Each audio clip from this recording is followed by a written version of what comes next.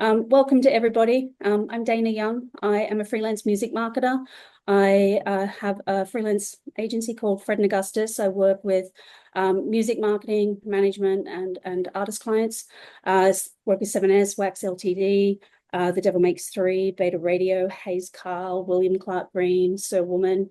I'm really excited that you're all here today. Part of the reason why I had reached out to Carolyn originally and suggested that we start this was because as a freelance music marketer, I work remotely, and so I don't have a lot of opportunities to connect with other like-minded marketing individuals. I'm not in a main kind of music city and things like that. So it's really important to me to be able to come together and share ideas and learn from others and collaborate and build communities. So thank you for joining us. I'm going to introduce Carolyn Ortiz. Carolyn has built a diverse music career since 2009. She balances freelance work in publicity, brand partnerships, and live event curation with business development. And in 2021, she co-founded Big.Ass.Kids, evolving it from a record label into what it is today, which is a full-scale music ecosystem. Recently, she also helped launch the B.A.K Play.Ground, which is how you all came to be here today. It's a collaborative platform for music professionals, and also the B.A.K Sandbox, which is a 501c3 initiative supporting industry workers impacted by layoffs, which is something that I'm sure many of us have experienced throughout our career, and especially more so recently. Thanks, Dana. Thank you. I'm really excited to be here and super interested in this topic. I know it's going to be a fun one. I had a really good time talking to Pete beforehand when we were starting to kind of like dig into the topics and what we might talk about today. So our special guest is Pete Rango. Pete is a music producer, creative director, and project manager, passionate about artist development. He's the co-founder of Life is Valuable, which is a nonprofit, and a CEO of XUE. Is that how I say it, Pete? Or do I say Zoo? Yeah, show records. Yeah, you can Zoo say Records. zoo. Zoo records is what Zoo most people Records. say. Yeah. He leverages his experience to foster creativity, growth, and he's really passionate about AI and also just a really creative, brilliant mind in the area. So I'm excited to dig into this conversation. Pete, would you like to introduce yourself at all? Yeah, I think you covered it pretty well. I've been in the industry for over a decade, playing different roles within the industry. My passion is always surrounded artist development and community. Very passionate about helping artists find the tools that they need to be successful. Over the last, I don't know, 5 years, I've been involved a little bit heavier in the tech side of things, getting involved in blockchain, Web3, and AI, and just figuring out how we're going to be able to leverage those technologies in the future. So, yeah, with any tech, it has the infinite potential to be good and bad. So I'm here to figure out how to use it for good. Awesome. Well, it's when you mention good and bad, we're talking about ethics, right? So that seems like a really good place to kind of launch into the conversation for today. How do you feel that ethics in AI are impacting or affecting the music industry in general? And what are some of the tools that are maybe out there to help or hinder? Where to start? Yeah, I think in general, AI is kind of challenging our views of copyright, right? What is AI really doing other than taking all the information of all human knowledge and trying to create something new with it, right? Or regurgitate, right? And what do we do as artists, right? We experience a lot of things. We experience different types of music, and the things that end up resonating with us are the things that we kind of end up creating, right? Sometimes you may create something and you're like, oh, this kind of sounds like something similar. I don't know what it is, but I'm just going to use it because I like it, right? At what point does copyright get in the way of that, right? I think for me, also for a long time as an artist, I was very worried about people, let's say, copying or stealing my work. But it did get to a certain point for me that although, protecting yourself and all that stuff is definitely important. I think we're moving into a space that we're going to have to rethink how we think about intellectual property, and how we deal with it. So yeah, it's a tricky place to be in. Now, as far as ethics, um, what is the difference from a human going to Google, right? Doing research for X amount of time, finding the artists that they like, making a vision board, right, of the artists that they like and the kind of styles that they were going for. And then they kind of take that inspiration and create something new with it, right? Now we have AI that can do that like this, right? So it's tricky. So it's not, I don't have like an answer, but I think it's a time to start having that conversation as to where's IP and what is copyright, right? If we go and look at things like trademarks or when you're trying to trademark like a new invention, right? You actually have to show documentation of where you got your idea from, right? So like you can't just get something patent, right, without showing where that idea came from. So that's not how it works in the music industry or any creative field, right? Like I'm not applying for a copyright and telling you, oh yeah, well I got inspiration from Pharrell's Happy, right? Like there's that's not really happening, but it's good for us to look at both sides of how we're thinking about of IP from the creative side and maybe from like a design and technological sense, right? Yeah, hopefully I didn't go too far with that. No, I mean it is super interesting because with technology changes brings progress, but it brings a lot of need to revisit laws and structure and how we approach everything. And that can be just as exciting as the changes, but it's also hard sometimes for the industry to catch up to that. Yeah, that plus I like to think about meme culture, right? With meme culture, it's not like somebody's taking a meme and asking for permission to use that, right? They're just perpetuating the idea, right? And remixing in all kinds of ways, right? For me, I've gotten to this point, at least for myself and my own sanity, of like, hey, well, if I have a good idea, I'd rather have somebody like grab that idea and run with it and create something that I wanted to see brought into the world. And hopefully it's something positive and impactful for the world, right? Um, I've also become a fan of this open source movement. I mean, open source has been around for a while, but when it comes to AI, open source is really competing with huge companies like OpenAI, right? We had a situation recently, right, where DeepSeek came out, right? It's the newest model from China, and it actually made OpenAI system way cheaper and more efficient, all these things, right? And it was open source, so anybody can go download that model right now. Now, going back to the ethics side of things, right? All these models, whether it's OpenAI's Grok, anything that's out there, has been trained on copyrighted data, has been trained on everybody's data, you know? And in some aspects, we kind of failed as, let's say, users, right? Because we agreed for these companies to let them use our data, right? Like we signed up for Facebook and we're like, oh my God, we can use this great app for free and I can network in here for free and I can showcase my work for free, right? But the other side of that was that they got to use our data, right? And right now, actually, if you don't go opt out of this option, Meta is going to continue to train on your data, right? So this is something that I would like tell everybody, go look up how to like opt out of that, right? Because you don't want them to continue training on your data. But yeah.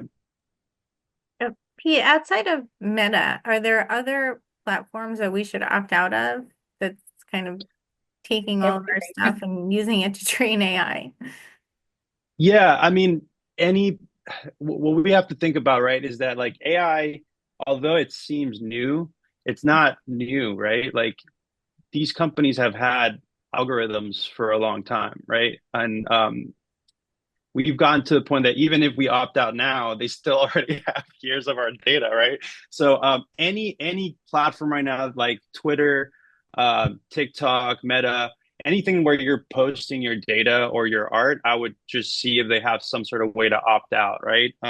The ones that I mainly use right now has been Instagram, so that was the first one I went to go opt out. I don't really use TikTok right now as much, and Twitter is one of those where like, yeah, I mean, I opted out as soon as Grok came in. So, yeah, I don't know. I definitely just beware of what you're posting, right? Yeah, I mean the level of data that they have access to is insane. Your contact list, who you're sending text to, what shop you walked into, um, who is in your close friends list that you share content with, that you talk to daily, what are their interests, and like the profile matrices that they can build on that data are valuable, highly And valuable. what about music profiles? Like, can they go to an artist Spotify and scrub all of that music and use it to train a machine? Yeah. So Can they? Yes. Is it legal? It's up in the air right now, right? Companies like Suno, Udio, I mean, especially Suno, they're all in legal battles right now with the labels and trying to cut deals to see how they're going to be able to continue to monetize, right? Because you have things like Suno, um, which I personally don't know where they got all their data from, and it could be something like how I'm telling you, right? They might have paid somebody like a Meta or something that has access to the data, right? And then they trained the data. So it's kind of hard to say right now where it came from, but yeah, it's super easy. And the thing is, it's not even just that, right? Like right now, anybody can download a song from anywhere, right? Then go put it into one of these AI tools like Suno and use your data, right? Like there's nothing to stop it from it. Now there's things that are coming out like watermarks for music, right? Where Spotify is rolling out things to detect AI music, right? To the untrained ear, there's something called aliasing when an AI track is created, right? Aliasing is really easy to detect. So Spotify can easily be like, oh, okay, this is all AI music. We're not going to include this, right? But I don't think they have something to detect. Oh, this person sampled this, use a snippet to create, something in Suno, then use the little snippet from that to like create this track, right? Like something like that is not set up yet to detect that. Yeah. Yeah, hopefully.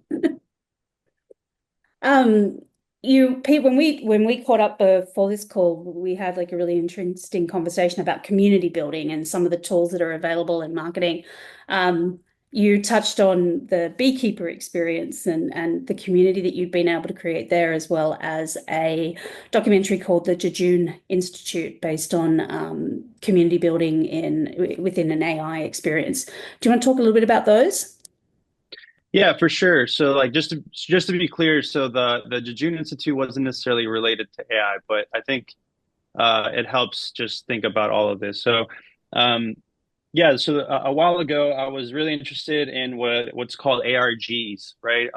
Alternative reality games, right? And there's other ways to like view this type of marketing, right? Like there other names that we can think of are like culture hacking, transmedia narratives, in-role marketing, there's all these immersive marketing, right? There's all these names for it, but I usually stick with like ARG for my sake.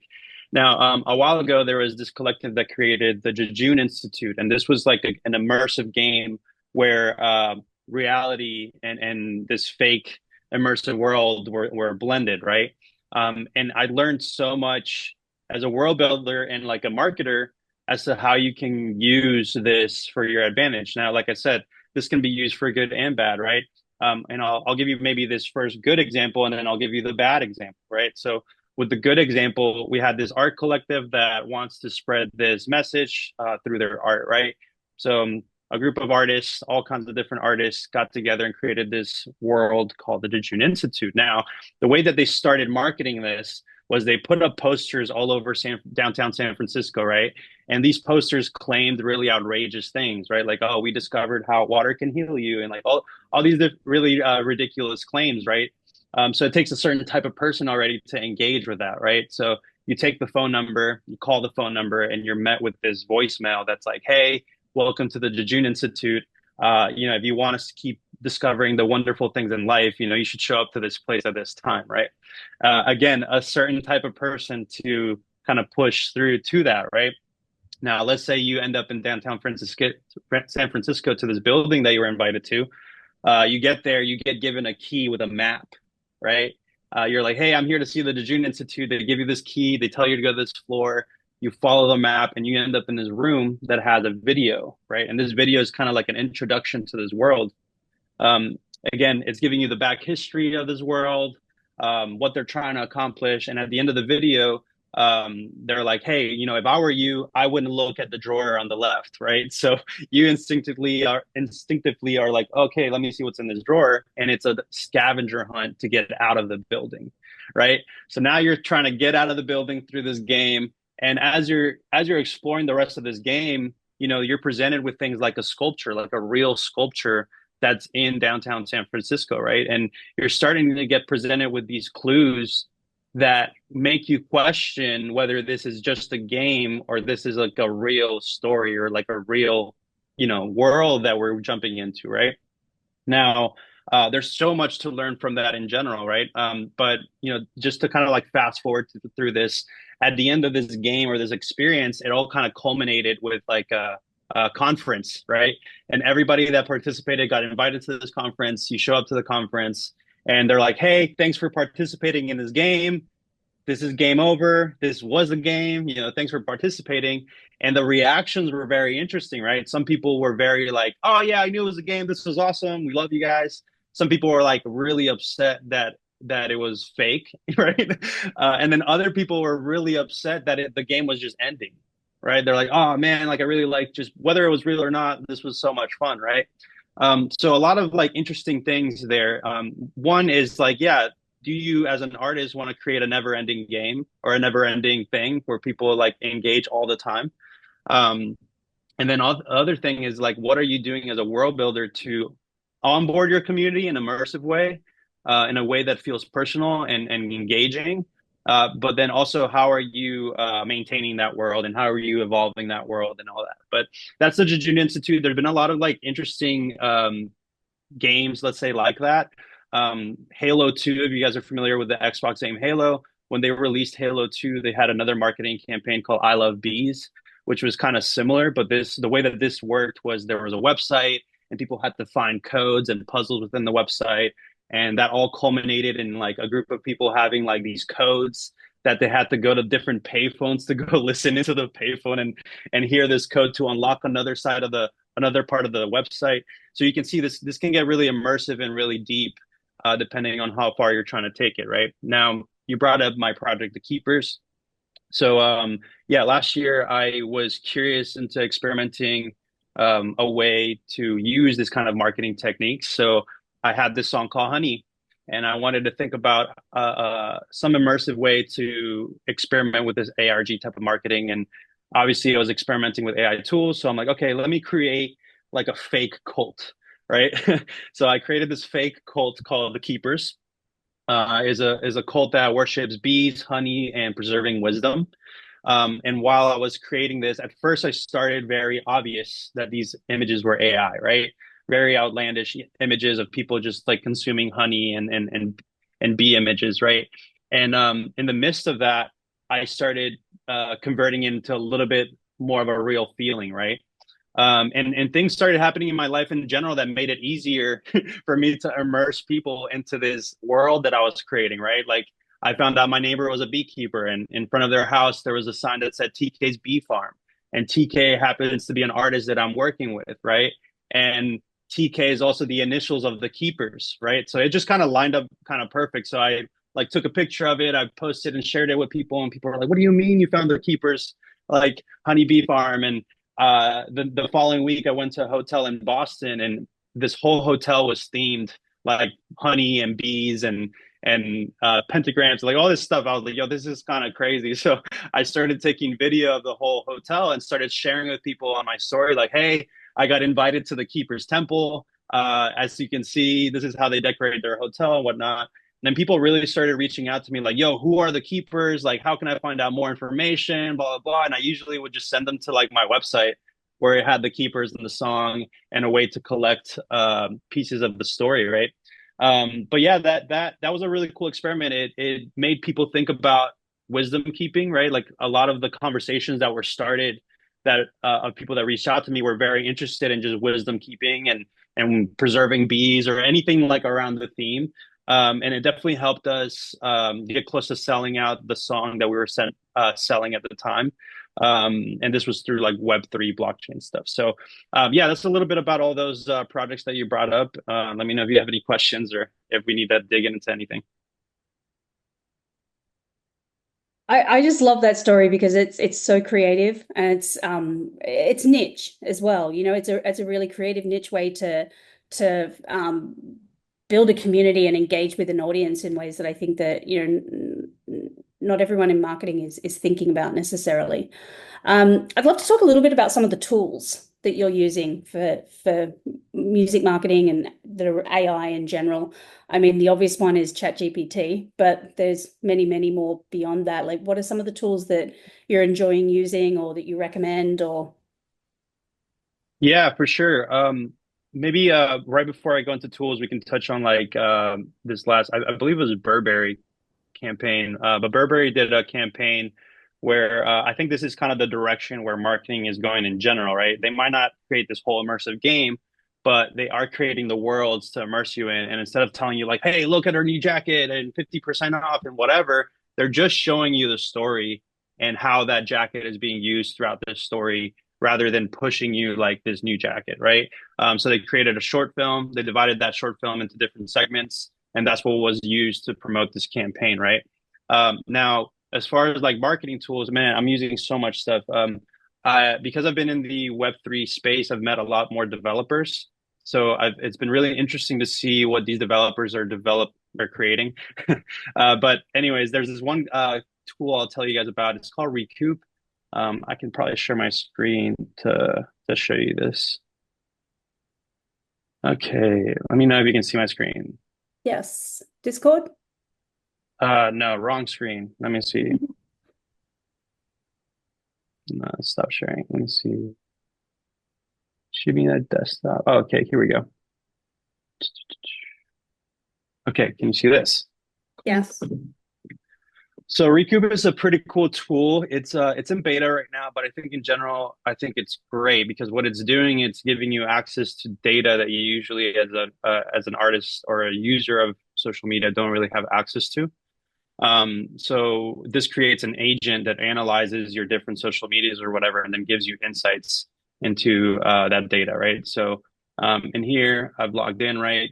You can see that these has different kinds of agents that you can launch, right? So what I did, just as an example, is I hit the Instagram analyzer, and then I gave it my account, obviously. And then once it finished going through that, I was like, hey, look, this is how many followers you have.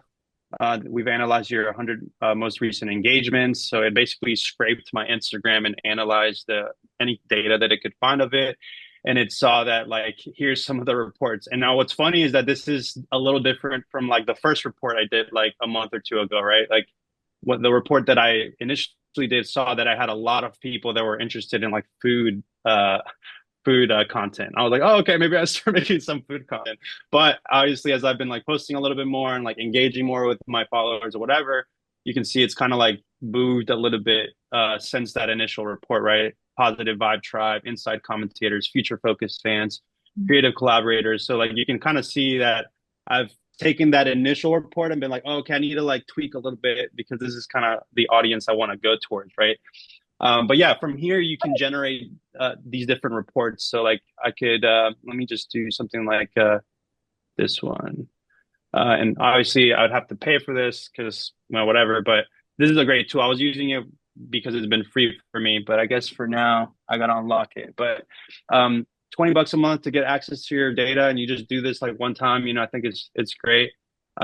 This will automatically email you that report. And I can probably try to find the report in a second so you guys can see what I actually got. But yeah, this has been a great tool. And like, this is something that anybody can actually create if you know how to use AI in different ways. Now, something that's been really powerful. Yeah, go for it. Yeah, I really like this because if it's giving you an analysis of what your fans like, right? So not like when you see analytics, usually with analytics tools, it's telling you how they're reacting to you personally.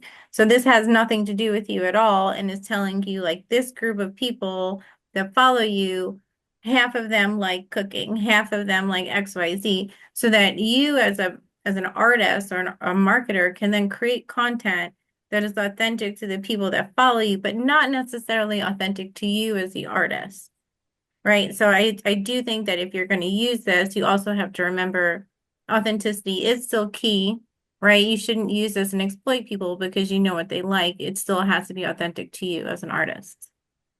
Exactly. And like, the first report I had gotten was about, oh, most of my fans really like food content. And I mean, I don't make food content. I've done a couple of things before with food, right? But it's not like what I mainly push. So I could decide, hey, maybe I share a little bit more food stuff on my story.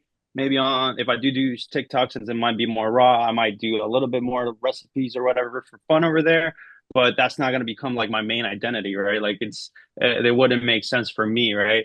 Now, this was an example report that you guys can see here, where it says, I chose the tech innovators fan base. So it was like, hey, 120 of your fans, they're tech innovators, and here's the demographics, and here's the behavior trends, and here's the potential categories and brand partnerships you can look into. Like, it's not perfect, but at least it kind of starts getting me thinking about like, oh, okay, well, this is a segment of my audience I should cater to, right? So yeah, that tool has been really interesting. The other thing I've been interested in recently is tools like Make or no coding tools like Create.xyz. And I can go through some of these tools real quick with you guys so you understand what they are. Let me go into Make real quick. Before you get to Make, Pete, you said Recoup is in beta. So can anyone sign up for it, or do you have to be invited in? Yeah, everybody can sign up for it, and I can just send that link real quick. And I'm friends with the developer and Sydney Swift. If you guys know Sydney, he's produced for a lot of dope artists, but he's another founder of that. I'd love to chat with him and learn Yeah, more. yeah, I can. And part of the initiatives I've been taking this year at the Playground is vetting platforms. Obviously you guys know in the Playground I vet freelancers, but I started vetting platforms that artists can potentially use, and I'd love to chat because it seems great. Yeah, I got you. I'll follow up with an email and I'll hook you up with those guys. Thanks. Yeah, so Recoup has been great. The other thing I've been thinking about, right, like, and I don't know if you guys heard anything about Suno, but the CEO of Suno recently, I think like last month, said something like, people don't want to make music, so we're trying to like fix that process for musicians, and we're just like, that you're completely blind and deaf, because I love making music. The process is what I love, right? Like, the process of creating is what I love. Now, does AI make some of that process easier? For sure, but like, I'm not gonna rob myself of the process of making music, right? Like, anybody right now can go to Suno, type some lyrics or not, and just make a, pop sounding polished track, right? But now what, right? Like, I've robbed myself of that whole experience, and that's why I'm here, right? So um, I've just tried to use these tools in a way to augment the things that I'm doing, and a lot of what I'm trying to figure out right now is how to take mundane tasks and automate those things, right?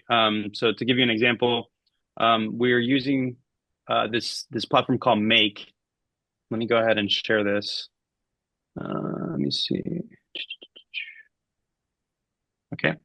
So Make is interesting. So I don't know if anybody is familiar with Zapier, Mm-hmm. but yeah. So Zapier was like AI before we had AI, right? Like, it was a way to automate tasks, right? So this is a new way to use something like Zapier. I am just Zapier is cool, but when I tried learning Zapier and then I saw Make, I was like, oh, Make makes so much more sense in my brain of how I would want to like automate things, right? One thing that we're trying to automate right here is, okay, I have a client who he does a lot of speaking engagements. He does a lot of audio calls or video calls. He has a lot of writing, right? Whether it's articles or whatever. And we want to be able to give him a Google Drive folder and have him upload files to that Google Drive folder, and goes through this kind of flow to automate content creation for him, right? Now, we don't want necessarily for this to just do everything, like from zero to like just posting. We want to insert places for the human or the user to approve the content or edit the content, right? Now, what's happening here is you go through Google Drive. Over here, it kind of decides like, oh, what is this? Is this video? Is this audio? Whatever. And then it figures, okay, if this is video, we need to transcribe that video so that we can use that for content, right? Once it kind of goes through that process, it uploads that to the Google Drive, and then it runs through ChatGPT, and we have a prompt in there where we're like, hey, take this content and now create a blog post, a Twitter thread, a LinkedIn post, and maybe an Instagram caption, right? So it goes ahead and creates all those things. It sends you an email And in that email, you review it. You're like, okay, cool. I like this LinkedIn post. I don't really like what you did here. And you give it feedback. You send that email back. It reviews, and then it sends you another email once it's done it, right? So that's kind of like the automation flows that we're trying to figure out right now. And there's all kinds of really creative ways that people are doing this. People are using things like Airtable. You guys are probably familiar with Airtable. Airtable is just a fancy database, right? So what you can do is you can do very similar things with Airtable and make use together, right? Because what you can do now is anytime this database gets hit with any information, you can run a certain flow, right? Or maybe you have a new customer, you have a new artist, a new brand that you're intaking. You can have them fill out a form, right? And that form will go ahead and automate a whole report for you to be like, hey, here's your client you just took in, here's their problem, their pain points, here are some suggestions as where we can start, right? And then now you have that ammo for next time you meet with them to like really tackle their problems, right? Or start generating, for our case in our nonprofit, we want to do it so as we onboard members, we see what their pain points are, we get a report that's generated, and now all our content for the next month is centered around that member's problems, right? So yeah, so that's a little bit more automation. I saw Carolyn had a question, I think. Yeah, I don't know much about this world, so I'm just gonna kind of try and make it as elementary as possible for any artists that are gonna watch this later. Say I'm a music artist and I just got through a 3-day photo shoot and I have all of this content. I can set up an automation flow through Make where the Make will get the all of the content, right? And it will literally take this content, break it into different short form, long form, whatever you tell it to do. It will do the things, re-upload it to your own Google Drive, and send you an email summarizing what it did with captions, potential hashtags, whatever you ask it to spit back out. So it removes the need to hire a content creator, like not someone who's going to shoot, right, or take the photos, but someone who's going to then chop up all of that raw content and make it usable for socials, right? This automated system would remove this person. Somewhat, yeah. So a couple of caveats. So are you familiar with Opus Clip by chance? No. Okay. So right now we're focused mainly on written content, right? So even though we can have video, audio and all that stuff, what it's going to spit out as of right now with this flow I just showed you is just going to be the actual written content, right? Now, when it comes to automating, like, hey, I have like an hour-long podcast, or I have X amount of these videos or whatever, that's a little trickier to do, right? Just because, like, one, as an artist, me myself, I want so much control over that is just out of my question. However, I have found things like Opus Clip that are really helpful, right? Okay, Opus Clip can take long form content or whatever and chop it up, and it'll give you a rating as to like how well it'll do on SEO or a virality score, right? So if I can show you that real quick. So this is Opus Clip. Let me see if I have. I was using something called Spike Studio over the weekend to do the exact same thing. Yep. Spike is another competitor. Opus is just one that I've been using since they came out. But this one's really helpful. It'll add captions to it. It'll turn horizontal video into vertical if you need it. It's a lot of really interesting things that it can do. So one thing that we were experimenting with are like, okay, could we take the API of Opus, right? Or something like Opus and have it handle video, at least for the editing side. So that's another thing we're kind of talking about right now. But yeah, so Opus has been really, really helpful. But yeah, and that's the other thing. I think the challenge right now in general is like, what are the things we actually want to automate? We could spend time all day right now, for example, coding a solution even, and like in a month, there'll be something newer that's done, right? I remember when I first got into like creating these agent flows, we didn't have anything like ChatGPT's deep search now, right? Their deep search function is a form of an agent that can now browse the internet, make decisions, all that stuff, right? Yeah, if we don't have any other questions on those, I can move on into like the coding stuff I've been doing.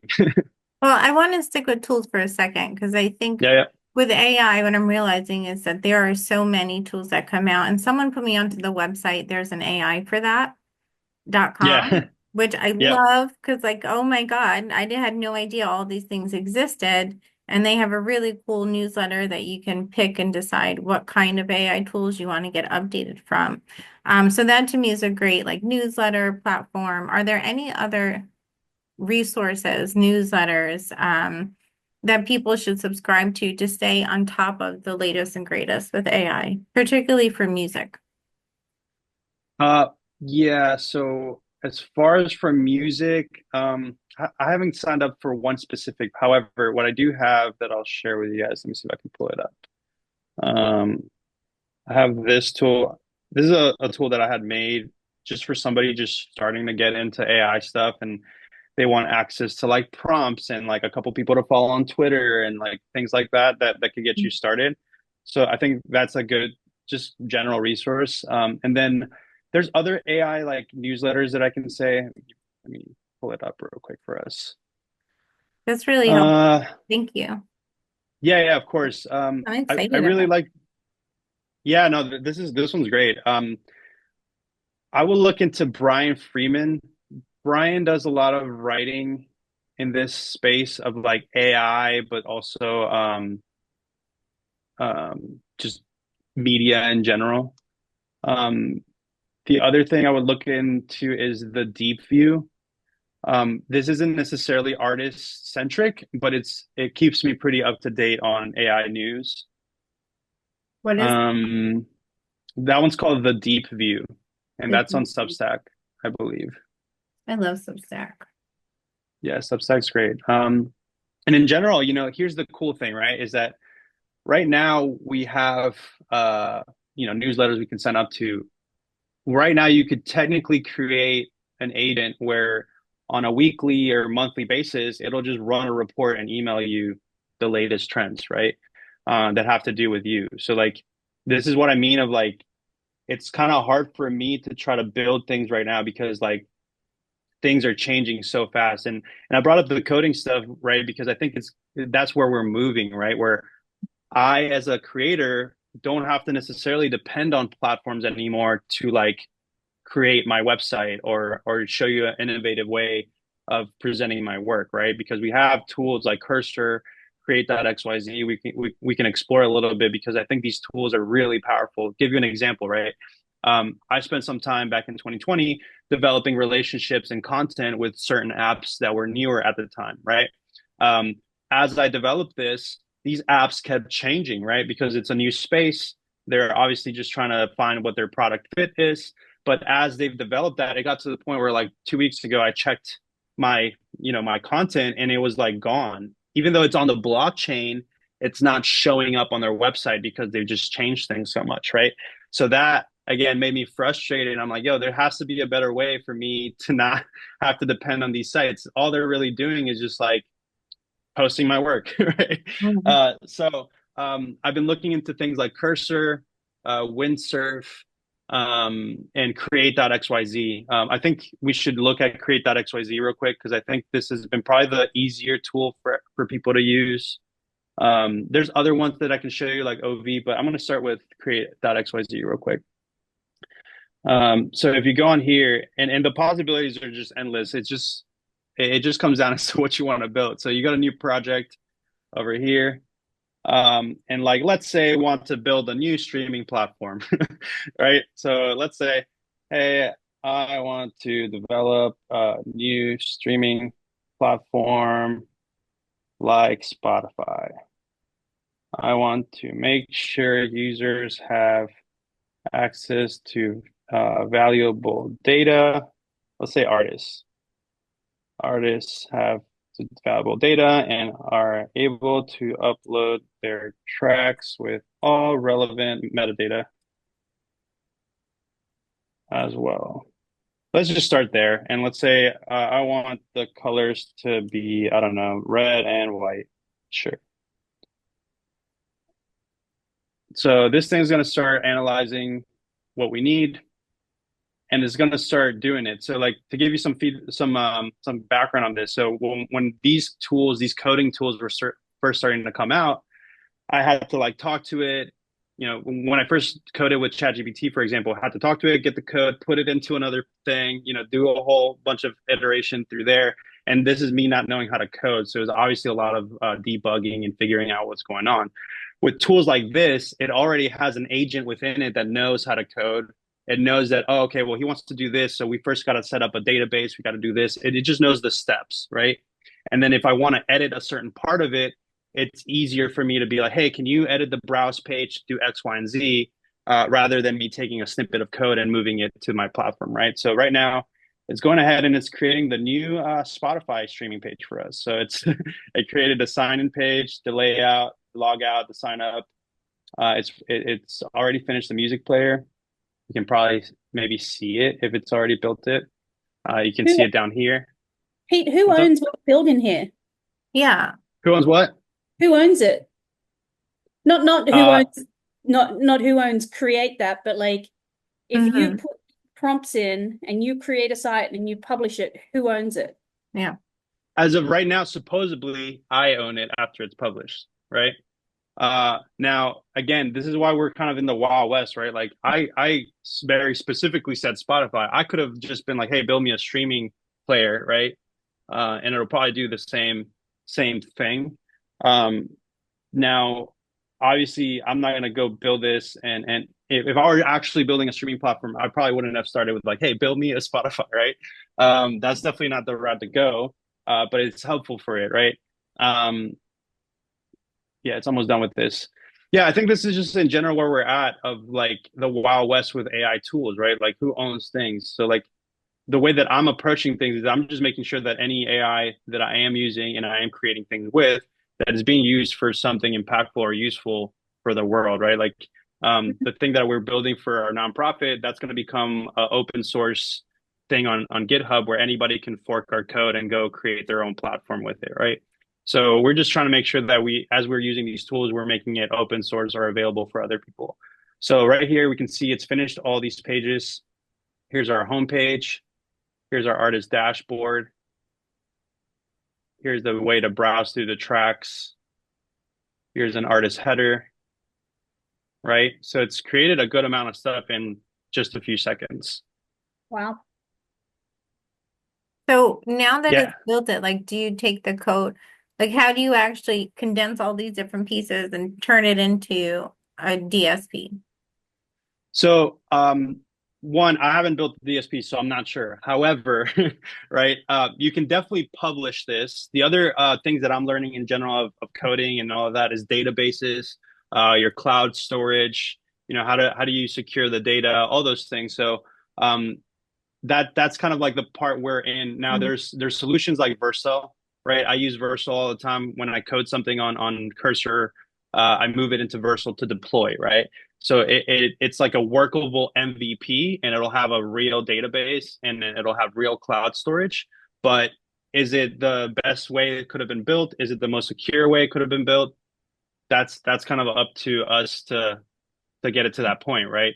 I have friends that are in this field. What they're doing is they're seeing that a lot of people like me are building, so they're creating tools so that they can analyze your site and give you feedback on security or things that could be better to improve your site, right? So in general, I think these are the tools that we should be using because like this is how the future of creating is going to be. You're going to have to know how to prompt an AI, right?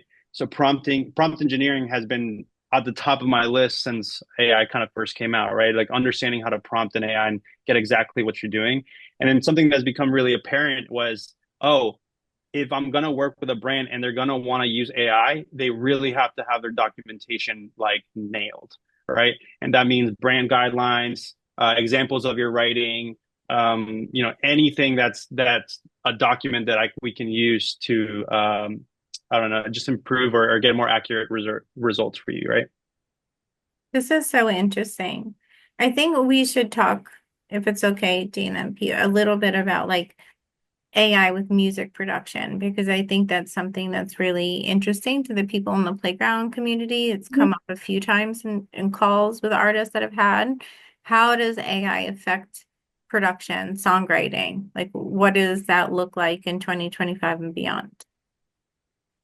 Yeah, so Man, where to start? This is such a interesting place to be. I think there's a lot of like, I mean, Suno, let's start with Suno. Suno's been a very interesting tool for me and my friends, right? Like to give you an example of how Suno's affected our process. Like we were in the middle of mastering a song. When I finished bouncing the mix, I was like, hey, let's run this through Suno and see what happens, right?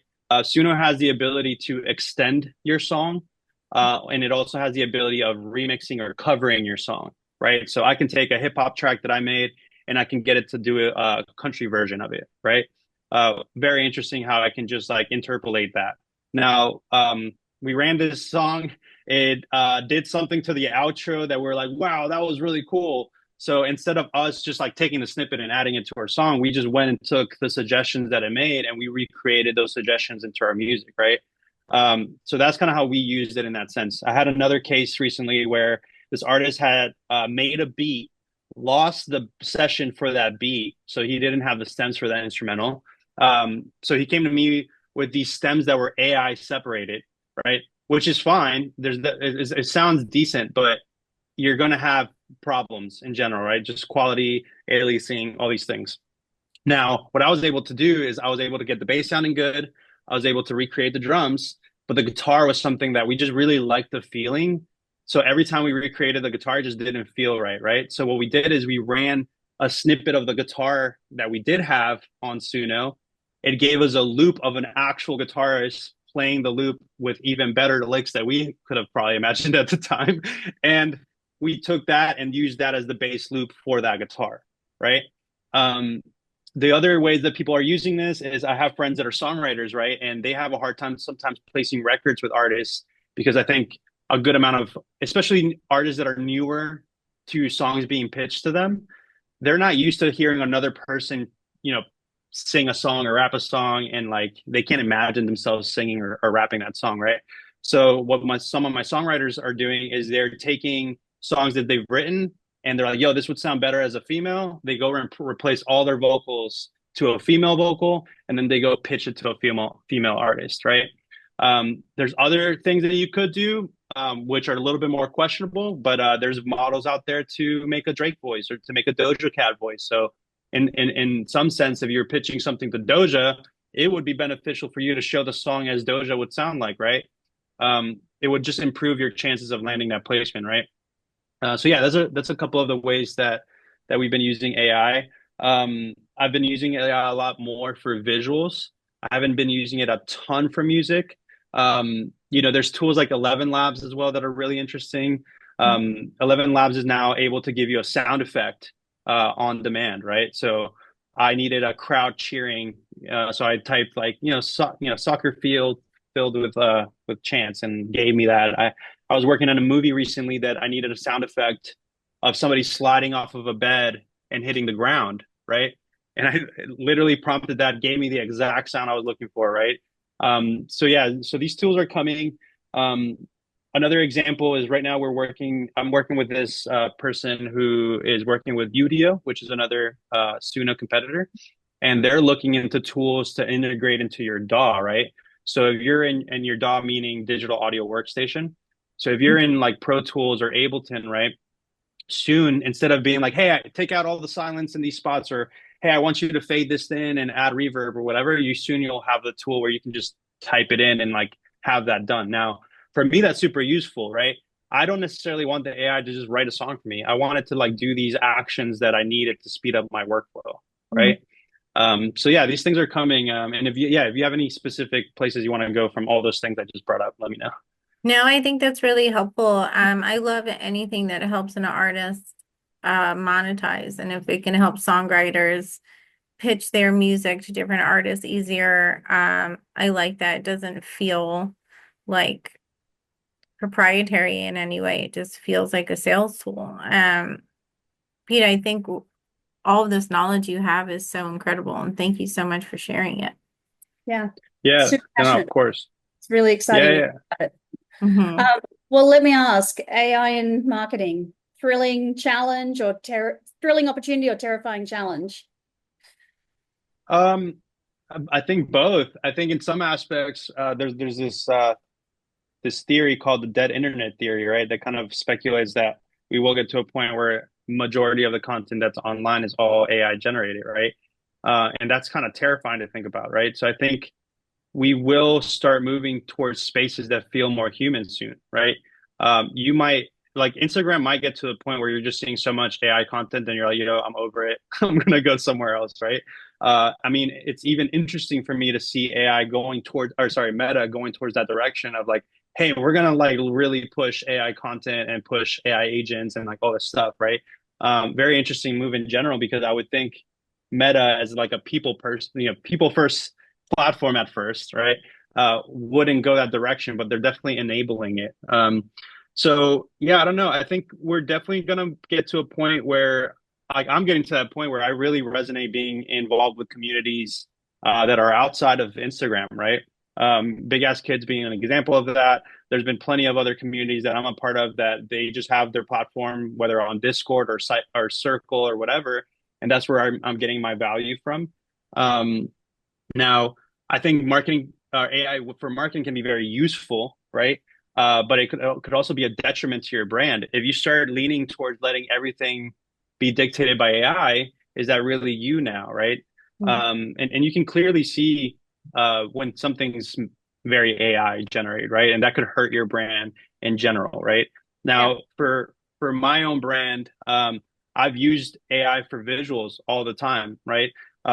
That's something that I've embraced and just used to promote my music. Did my audience get super turned off by it? Not that I can tell. And then also because they know that I'm just always passionate about trying new tools, right? So I wasn't presenting AI in a way where like, oh, look, Pete is now just posting AI generated content and this is it, right? Like that would have definitely killed my brand, right? And even as like AI gets a little bit more realistic, um, I I just worry that people will stop using things like Instagram as much as that. And the people that have leveraged Instagram and all those tools will start realizing, like, oh, wow, I should have spent more time developing my community outside of these apps. Right. And I think in general, that's where a lot of artists fail, right? Where, oh, I depend so much on Instagram that, like, oh, this person changed their username. Oh, I got blocked out of my account, whatever. Like now you can't communicate to your audience. Like that's really crazy, right? So I'm very passionate right now in general of like creating the tools to be able to really lock in with your community, right? Um, a lot of what I'm building right now is kind of very centered around that. How are you onboarding your community, right? How are you maintaining your communication with that community? And also having artists think a little bit outside of the music, right? Because I think when you focus on like, look, you're a musician, focus on the music for sure, but you're still a world builder. You're still somebody that's building a community, and you still have to understand how you're interacting with that community, right? And I Yeah. think a lot of artists focus so much on like, I need to make the track, release the track, post it on socials, and then completely forget about onboarding their community or doing things for their like top fans, right? They have no way of knowing who their top fans are. They have no way of identifying that. So yeah, I think a lot of positives in general. And the bad side is, yeah, we might move out of, yeah, authenticity. Authenticity is definitely everything. It's what's going to make or break everybody, right? In this age of AI. And to be honest, it's kind of giving more value back to humans. That's how I view it. Anything that can help my workflow, I'm all for it and a fan of. I'm looking forward to picking your brain on some of these things you brought up, Pete. Thank Yeah. you for Yeah. thank you. Thank you. Yeah, Yeah, of thank you course. for joining us. That was super interesting and really engaging to hear more about it. Just before we wrap up, Marissa and Justice, is there anything that you guys wanted to ask of Pete? We would love to have you join the conversation. I don't think I have anything specific. It's all very interesting. Hmm. And I think, I mean, I want to look at these, dig into these links and maybe even watch this recording again. Because I think it is, to your point, Pete, it's like awesome, but also terrifying and can have like some major bad consequences, but also good ones. And like using AI as a tool is great, but using it to like rip people off is bad. Like it's a very for lack of a better term, like a very hot topic and very like it's all over the place and opinions and everything. So I feel like this is just another tool in my toolbox of marketing and life to add on to and think about and consider when I'm doing my job. Yeah, and something I'll add to that, right? Some labels, some companies, they're actually not allowed to, or they don't allow their employees to use things like ChatGPT, right? Because they're worried about data, right? So what I would say is definitely at least spend some time, like if you are going to embrace AI and you do handle sensitive data from clients, I would recommend looking into things like Olama or something that is a local version of AI, right? The advantages are endless, right? Like I was on a train, I didn't have Wi-Fi, but I still needed to use AI. I was able to use it locally with my own LLM on my computer rather than depend on something like ChatGPT, right? And this is kind of in general what's happening with these open source models, right? I don't know if you guys heard of Manus, but Manus is the one that came out recently. Not everybody has access to this. This is a Chinese platform, but Manus is able to do, you know, 20, like it's something that would have taken a PhD level student 2 weeks to do research on. It's taking it an hour, right? And it's doing it through web browsing, right? And it's really powerful. I don't know if you guys have checked out Grok, but Grok is free right now for everybody, and it has the deep search capabilities that OpenAI has, right? Whether you like Musk or not, it's a useful tool, right? The other thing I would mention is uh, the data, right? So like everybody right now should really be focused on data portability, right? Like what is that? What does data portability mean? That means that no matter what platform I use or what AI I use, I have the files and the data to be able to interact with that AI, right? So one thing I'm seeing that's it kind of sucks for certain people is that they'll develop a relationship with ChatGPT, right? They have all this data, they know about you, all this stuff, but then let's say the new AI comes out. Let's say it's Grok, right? And all of a sudden everybody starts using Grok. How are you going to move your data over to Grok, right? You don't have an easy way to do that because you've already spent how many hours developing a relationship with OpenAI, right? So I'm really encouraging people to really develop documents, even if it's on Google Docs, and then like download them as text files, right? Because as you're developing that knowledge base, that's kind of what you end up moving to each LLM. So you don't have to start over each time you're using a new AI, right? Each time I use a new AI, they're going to know I'm Carolyn, I'm founder of Big.Ass.Kids. I do this, I do that, right? Like you don't have to go ahead and redo all of that each time. But yeah, hopefully this has been helpful. I think I shared one more link in the chat. This is actually an old resource, but this was created by Google and Lupe Fiasco. Is a tool called Text Effects, and I can share my screen just super quick if you guys want to see. But this was a pretty cool tool for writers that I share all the time. It's not like, write me a song. It's more like, here's different ways that Lupe Fiasco likes writing, right? Using similes, explode, unexpected, chain of thoughts. These are all really interesting ways of writing, and you can put your topic here and it'll give you fun ways of using those themes that you're writing about, right? So yeah, I'm very interested in tools like this. And as I find more, I'll definitely share them in the Big.Ass community circle platform. Well, thank you for joining us, Pete and Marissa and Justin. Glad to have you here. Our next webinar is on April 16 with Tavia Map Dataville. The topic is breaking the myth and understanding PR marketing and advertising to maximize impact. And I will hand over Caroline to close us out. Nice. I think everyone here knows me, maybe not Justice. Hi, Justice. But for those of you who might be listening, once this is uploaded to YouTube or in the Play.Ground, I'm Carolyn. I'm the co-founder of Big.Ass.Kids and the B.A.K Play.Ground, which is a wonderful membership-based community connecting music artists and vetted freelancers. That's the very basis of what we do. There's also resources, education, live webinars, direct connections, mentorship, internship opportunities. It's a place where you can come and grow your music career at the end of the day. So if you're interested in joining, please reach out to me or go to www.bakplayground.com. Would love to have you as a member. Thank you so much, Dayna and Pete, for this incredible conversation. Pete, I have an entire page of notes. Yeah. Saved every link. My pleasure. My pleasure. All right. Take care, Have a everybody. great day, guys. Thank Take you, care, y'all. everyone. This has been amazing. Thank you.